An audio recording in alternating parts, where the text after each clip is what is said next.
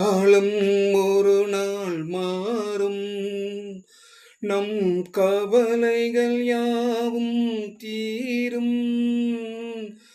வருவதை எண்ணி சிரிக்கின்றேன், வந்ததை எண்ணி அழுகின்றேன். வருவதை எண்ணி சிரிக்கின்றேன், வந்தது.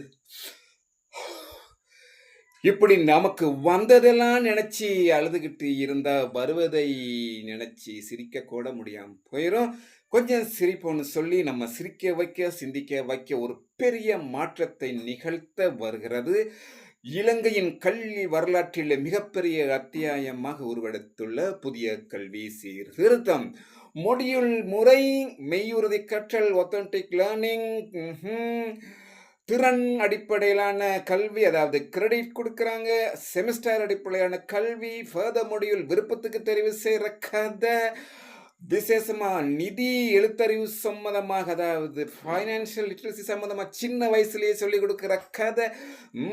பறவைகளை பார்க்கணுமா, நீங்கள் உப்புல என்னென்ன கரைஞ்சிருக்கு, கரையக்கூடாது இருக்கான்னு பார்க்கணுமா, யாஹா இது அதுன்னு கிடையாது. நிறைய விஷயங்களை உங்களுக்கு அள்ளி அள்ளி அள்ளி அள்ளி அள்ளி தருவதற்கு, பிஞ்சு வயசுலேயே சின்ன வயசுலேயே நிறைய விஷயங்களை தருவதற்கு வருவது தான் எங்களுடைய புதிய கல்வி சீர்திருத்தம் தொடர்பான நிறைய விஷயங்கள் இப்பொழுது இலங்கை நாட்டிலே ஆசிரியர்கள் மத்தியிலே பரிமாறப்பட இருக்கிறது. விரைவிலே உங்கள் இல்லங்களுக்கும் இந்த புதிய கல்வி சீர்திருத்தத்தினுடைய அழகிய விடயங்கள் வந்து சேரும்.